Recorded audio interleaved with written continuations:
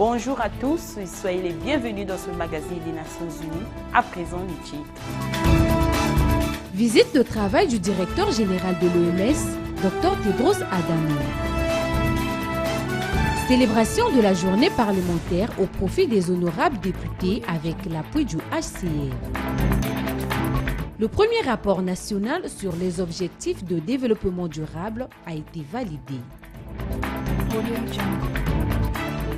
Le directeur général de l'Organisation mondiale de la santé, le Dr Tedros Adhanom Ghebreyesus, a séjourné en terre congolaise du 25 au 27 juillet. Au cours de cette visite de travail, il a réaffirmé l'appui de l'OMS dans l'accélération du processus de mise en œuvre de l'assurance maladie universelle au Congo et reconnu également la volonté du gouvernement congolais d'améliorer son système de santé. Reportage. Le docteur Tedros Adhanom a rencontré les plus hautes autorités nationales, à savoir le président de la République, le ministre des Affaires étrangères et le vice-premier ministre.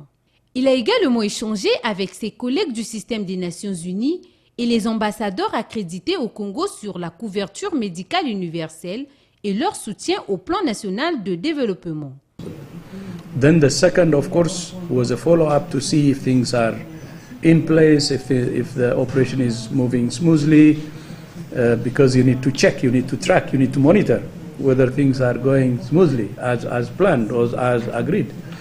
And of course the third was to celebrate the success, the third visit that we came after joining the government. The main reason behind this swift response and the success is the government's leadership. There was commitment from the start. They notified their public immediately. They asked for support from us immediately. It was really quick. And they took full responsibility. They were even reporting daily. This is, I think, at the center.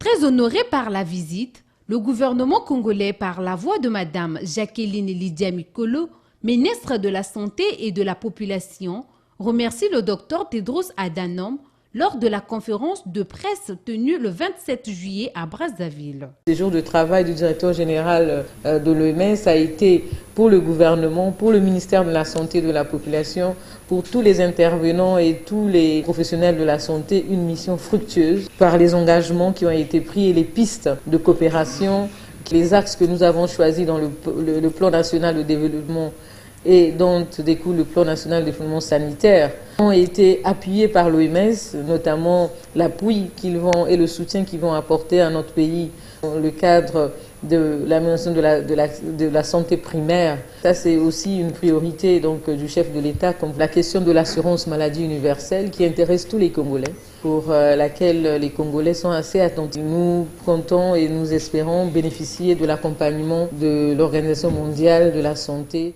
Signalons qu'avant sa mission en République du Congo, le docteur Tedros était en République démocratique du Congo où la fin de l'épidémie Ebola a été officiellement déclarée. La République du Congo accueille depuis plusieurs décennies des réfugiés sur son territoire. Alors, qui dit réfugiés dit forcément HCR, une agence sous du système des Nations Unies chargée de la surveillance, de la prise en charge et de l'intégration des réfugiés. C'est dans cette perspective qu'une journée parlementaire sur la sensibilisation des honorables députés sur les droits humanitaires et la protection internationale a été célébrée à Brazzaville jeudi 19 juillet. Reportage. La salle de conférence du Parlement était remplie des députés de l'Assemblée nationale congolaise curieux d'acquérir une meilleure connaissance sur le HCR et ses interventions dans cette nation, de se familiariser avec les notions des réfugiés, des personnes déplacées internes et d'apatridie. Ces honorables ont également obtenu des renseignements sur les engagements internationaux sur les réfugiés et les personnes déplacées internes pris par le Congo. Une journée dite journée d'école, à en croire le premier vice-président de l'Assemblée nationale, Léon Alfred Opimba. cette journée parlementaire aura permis à la représentation nationale, 1. de s'informer et de maîtriser les enjeux et les concepts des sujets débattus. 2. D'être disponible pour susciter aussi bien le plaidoyer que l'élaboration, en ce qui nous concerne, sous forme de proposition de loi nationale sur les déplacés internes et les apatrides. Cette session de discussion a été conduite par le personnel du Haut Commissariat des Nations Unies pour les réfugiés. D'où le thème « Les opérations du HCR en République du Congo » parmi les 5 thèmes développés a été exposé par le représentant de cette agence, M. Kwame Sir Modeste. Mieux connaître les activités du Haut Commissariat des Nations Unies pour les réfugiés en République du Congo, voir un peu les droits et devoirs, voir un peu les différentes législations.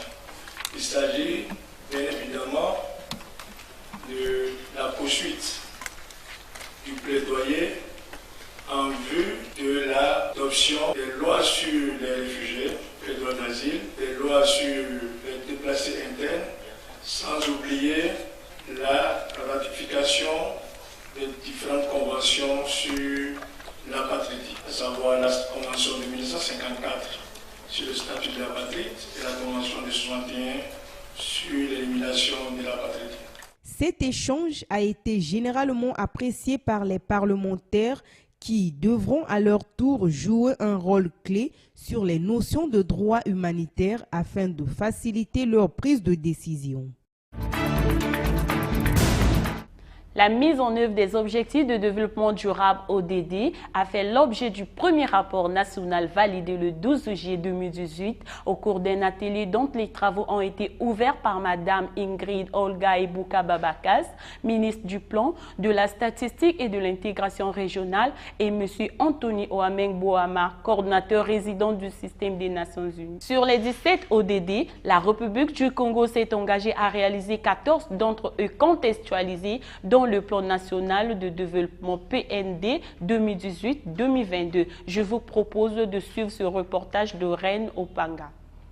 Selon le rapport, la République du Congo s'est engagée à réaliser 14 ODD sur 17. Ils ont été contextualisés dans le plan national de développement PND 2018-2022, récemment adopté par le gouvernement. Pour la ministre du Plan, de la Statistique et l'Intégration régionale, Mme Ingrid Olga Ebuka-Babakas, cet atelier est une opportunité d'échange sur l'initiative menée par le Congo dans le processus de mise en œuvre des ODD depuis leur officialisation le 12 décembre 2016 par le Premier ministre Clément Mwamba.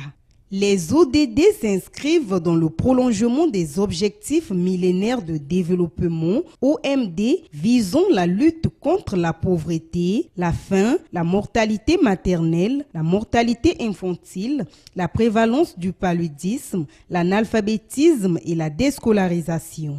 Les objectifs de développement durable, je crois qu'il n'y a plus lieu ici d'en expliciter toute l'importance. C'est une décision sur le plan mondial. Le Congo, comme tous les autres États, a adhéré totalement à ce qu'il y ait un agenda 2030 qui nous permette de baisser significativement la pauvreté. Pour nous, il n'y a même plus de discussion, de telle sorte qu'aujourd'hui, les ODD ont été retranscrits dans le plan national de développement 2018-2022 que le Congo est en train de finaliser, et le PNUD nous a aidés, nous a accompagnés, de telle sorte que notre plan national de développement en finalisation soit à niveau par rapport aux objectifs de développement durable. Pour le coordonnateur résident des Nations Unies, M.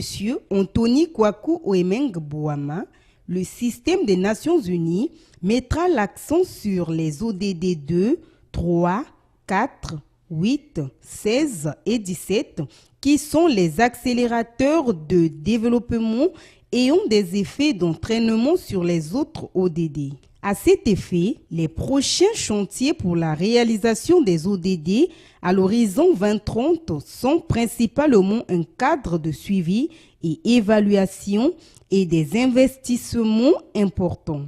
La raison d'être de tous les pays, c'est l'épanouissement de ses citoyens. Les ODD, c'est un engagement des pays membres des Nations Unies d'agir sur un certain nombre des objectifs de développement pour promouvoir cet épanouissement socio-économique de leur population. Et on doit les mettre en œuvre. Il y a peut-être 2-3 choses à tenir en compte. La première, c'est que le Congo a validé les ODD quand c'était adopté aux Nations Unies. Le Congo l'a transcrit dans son plan national de développement et cela veut dire aussi que le Congo va le mettre en œuvre. Donc je crois qu'au fur et à mesure qu'on les met en œuvre, on pourrait aussi accompagner, mesurer les succès qu'on fait pour pouvoir atteindre les objectifs qui sont retenus. Rappelons que le dit rapport a fait l'objet d'une présentation au forum politique de haut niveau sur le développement durable tenu du 9 au 18 juillet 2018 à New York. 2 familles réfugiées de 6 individus ont lancé le processus de retour au pays vendredi 6 juillet depuis l'invocation de la clause de cessation à l'égard des réfugiés rwandais en République du Congo le 31 décembre 2017. Elles ont été accompagnées à l'aéroport de Mayamaya par le représentant du HCR Kwame Cyr Modeste, l'ambassadeur de la République du Rwanda, Jean-Baptiste Abiyalimana. Suivez ce reportage. C'est de façon volontaire que ces réfugiés rwandais ont décidé de rentrer dans leur pays d'origine après avoir perdu leur statut au Congo. Le rapatriement des réfugiés rwandais a fait l'objet d'un accord tripartite depuis 2004 après que les conditions furent réunies en République du Rwanda, comme le souligne Kwame Cyr Modeste, le représentant du HCR. Je voudrais vous dire que le rapatriement des réfugiés rwandais a fait l'objet d'un accord tripartite depuis 2004. Depuis 2004, les conditions étant réunies en République du Rwanda, nous avons décidé déjà de faire ce rapatriement depuis 2004. De 2004 jusqu'en 2017, il y a eu au maximum 500 personnes rentrées. Et depuis l'invocation de la clause de cessation jusqu'à son effectivité le 31 décembre 2017, c'est le premier convoi. C'est un convoi vraiment qui lance un message important aux autres Rwandais pour dire que les conditions sont réunies au Rwanda pour leur retour librement consenti. Il s'agit d'un petit convoi de 2 familles de 6 individus qui lancent le processus. D'autres convois vont suivre. Voilà pourquoi nous sommes ici aujourd'hui, comme c'est un convoi symbolique, pour dire que pour la grande majorité, ces réfugiés-là ont perdu leur statut en République du Congo. Près de 8463 individus ont perdu leur statut. Donc ils ont pour eux les 2 solutions, soit répartis librement au Rwanda, ou rester ici, en République du Congo, en se conformant à la législation nationale. Et voici un exemple pour montrer qu'il y en a qui ont décidé, effectivement, de rentrer chez eux. Et donc, cette famille-là, ces 2 familles sont encouragées. Un bon accueil les attend à Kigali, a affirmé l'ambassadeur du Rwanda au Congo, Jean-Baptiste Abiyalimana. Un bon accueil les attend. Ceux qui ont la famille, ils vont être assistés pour réintégrer leur famille. Ceux qui n'ont pas de famille vont être pris en charge par le gouvernement rwandais. Donc nous avons une grande expérience dans l'accueil des réfugiés. Ce ne sont pas les premiers réfugiés que nous accueillons qui rentrent au Rwanda, vous le savez bien. Le ministère en charge des réfugiés et le HCR qui est à Kigali, ils sont prêts, ils ont été prévenus, donc ils ont préparé tout le nécessaire pour les accueillir à l'aéroport, puis les accompagner dans un transit, séjour de transit avant de rejoindre leur famille. Signalons que cette clause de cessation à l'égard des réfugiés rwandais a été invoquée par la République du Congo en juin 2013. En effet, 9200 réfugiés rwandais vivant au Congo depuis 1997 y étaient concernés. Ainsi, une stratégie globale a été mise en œuvre afin de les aider à choisir et à bénéficier d'une solution durable, à savoir le rapatriement volontaire ou l'intégration locale. Après le départ de ces 6 réfugiés, les autres réfugiés rwandais sont aussi invités à rentrer chez eux ou à se conformer à la législation congolaise pour leur intégration locale. Après la validation du plan national de développement PN2 2018-2022, qui est une contextualisation des objectifs de développement durable qui conduisent le Congo à l'agenda 2030. La ministre du Plan, de la Statistique et de l'Intégration régionale, Madame Ingrid Olga Ibuka Babakas, a rencontré les cadres du système des Nations Unies le 12 juillet à Brazzaville. Reportage. Cadres du ministère du Plan et du système des Nations Unies se sont retrouvés autour de la ministre du Plan et du coordonnateur résident des Nations Unies le 12 juillet dernier à Brazzaville. L'échange a porté sur le fonctionnement et les réformes en cours au sein du système des Nations Unies, dont les agences sont les partenaires dans la mise en œuvre du Plan national de développement PND 2018-2022. L'on apprend que la réforme de l'ONU, amorcée en 1997, a eu pour aboutissement la séparation des rôles du coordonnateur résident et du représentant du PNUD pour plus d'efficacité pour la mise en œuvre des objectifs de développement durable.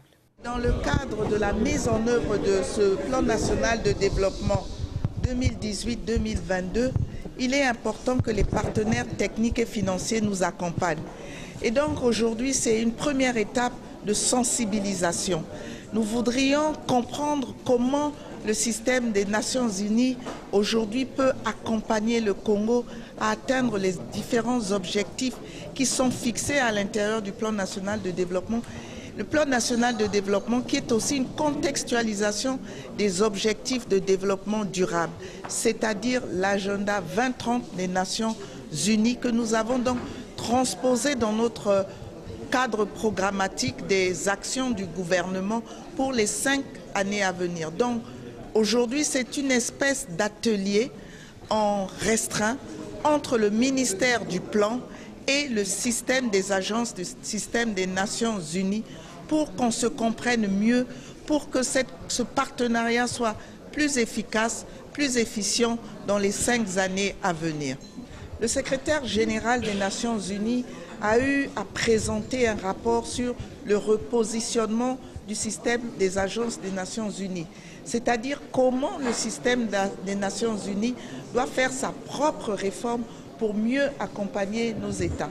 Alors nous avons ce plan national de développement 2018-2022 qui doit être donc ce cadre qui va permettre à notre partenaire de nous accompagner. Donc on avait besoin d'harmoniser le contenu, les objectifs de cette réforme avec notre propre volonté à aller plus loin ensemble dans ce partenariat. Anthony Kwaku Oemeng Boama, coordonnateur résident des Nations Unies, a promis étudier les secteurs dans lesquels son institution apporte son appui au PND. Le Congo est en voie d'adopter son plan national de développement. Les agences du système Nations Unies, on accompagne la mise en œuvre. Les échanges juste pour se mettre d'accord sur les priorités sur lesquelles les Nations Unies peuvent porter sa contribution. Bon, vous savez que tous les pays membres des Nations Unies ont adopté les objectifs de développement durable. Le PND du Congo reflète ces objectifs-là, tenant compte des avantages comparatifs des agences et les ressources qui nous disposons. Nous sommes en train de, je dirais, entamer une réflexion sur là où nous allons émerger dans la mise en œuvre du PND. Donc, à ce stade, je ne peux pas vous dire, mais nous savons que tout ce que le système va faire doit soutenir le PND et soit aussi aider le Congo pour l'atteinte des objectifs de développement durable. Il y a des réformes en cours. Je crois qu'il faut toujours comprendre que le système des Nations Unies, c'est une organisation des pays membres. Donc les réformes en cours, c'est de renforcer davantage, je dirais, la synergie entre les agences. Et de ce fait, une décision a été prise à l'Assemblée générale courant mai de séparer le rôle du coordonnateur résident du rôle du représentant résident de PNUD. Parce qu'au jour d'aujourd'hui, ces deux rôles sont assumés par une seule individu. Et la raison en est simple, parce que les pays donnent la priorité pour l'atteinte des ODD.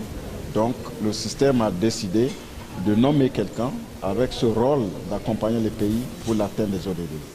Cette étape de sensibilisation sur l'appui des partenaires techniques et financiers se poursuivra avec d'autres partenaires. Des hommes et femmes soldats des forces de maintien de la paix des Nations Unies venant des pays lointains se sont efforcés pour maintenir une paix fragile dans le vaste désert du nord du Mali, suivi.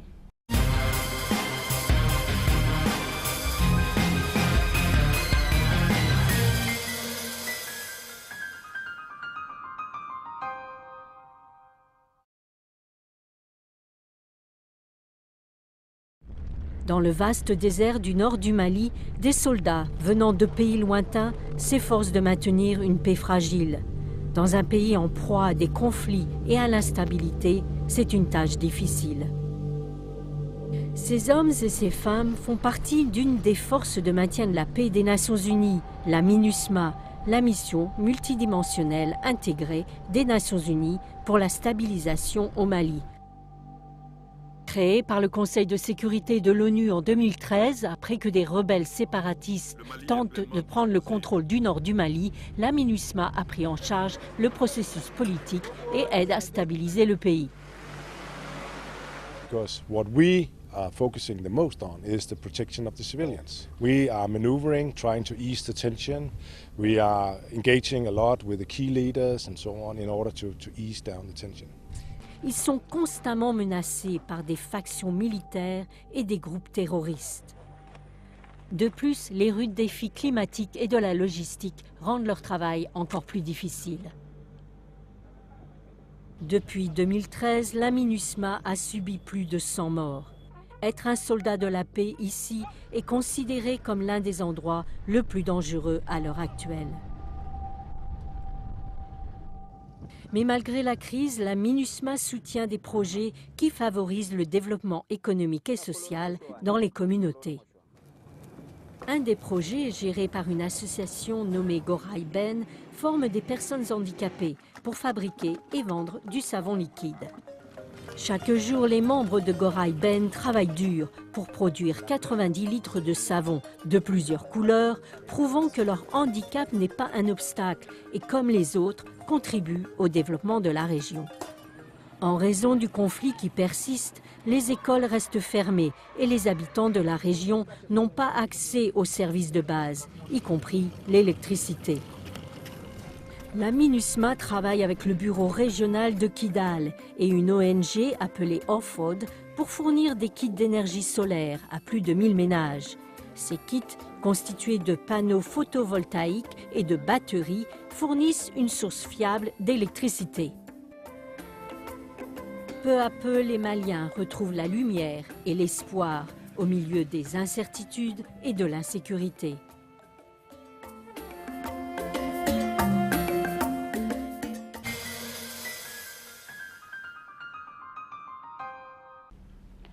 Voilà, c'est par cet élément que nous mettons fin à ce magazine des Nations Unies. Merci pour votre aimable attention. Je vous retrouve le samedi prochain à la même heure.